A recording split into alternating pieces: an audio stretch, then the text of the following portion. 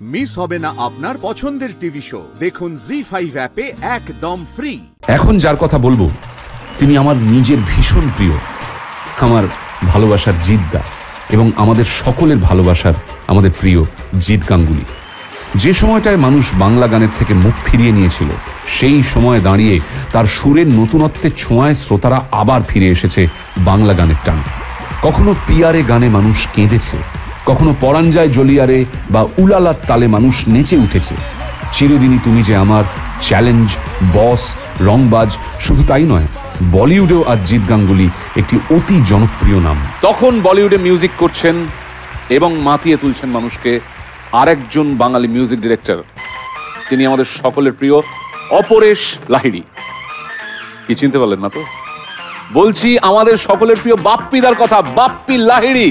মাত্র 11 বছর বয়সে তিনি প্রথম গানে সুর দিয়েছিলেন, ভাবা যায়? 8-এর দশকের সব থেকে জনপ্রিয় গানগুলির একদিকে তিনি যেমন রচয়িতা, সেরকমই তার কণ্ঠে মঞ্চ মাতিয়ে তুলতেন বারবার। যদিও তিনি বলিউডের ডিস্কো কিং হিসেবেই সব থেকে বেশি পরিচিত, কিন্তু তাকে শুধু ডিস্কো কিং বললে কিন্তু ভুল বলা হবে। রোম্যান্টিক গান থেকে শুরু করে ভজন, কাওয়ালি থেকে শুরু করে রাগাশ্রয়ী গান, সবেতেই ছিল তার অনায়াস যাতায়াত।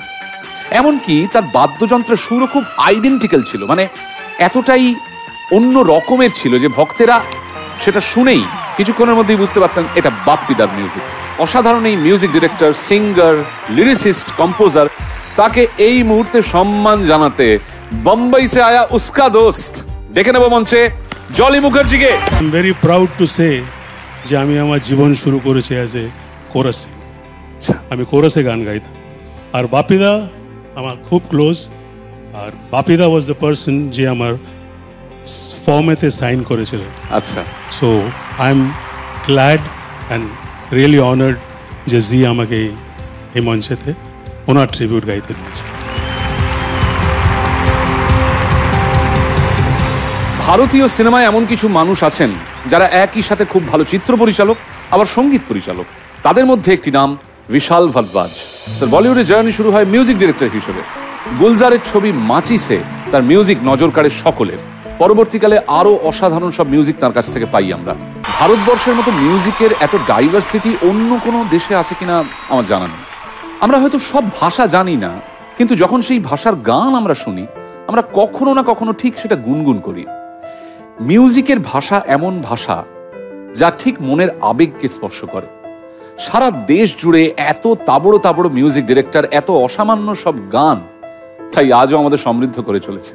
পর্ব শেষ করব সাউথ ইন্ডিয়ার একজন কিংবদন্তি সঙ্গীত পরিচালকের গান দিয়ে। কথা দিলাম সেই গানের রেশ থেকে যাবে আপনাদের মনে। South Indian music director Ilaiyaraaja, যার বেশিরভাগ সাউথ ইন্ডিয়ার গানই সুপার ডুপার হিট ছিল। এতটাই হিট যে পরবর্তীকালে বলিউডে সেই সমস্ত গানের হিন্দি রিমেক হয় এবং সেই গানগুলিও হয়ে যায় সুপার ডুপার হিট। আসুন জীবনকে 2 হাত দিয়ে জড়িয়ে ধরে শেষ করি আজকের পর্ব। জি5 ডাউনলোড করুন আর সব এপিসোড দেখুন একদম ফ্রি।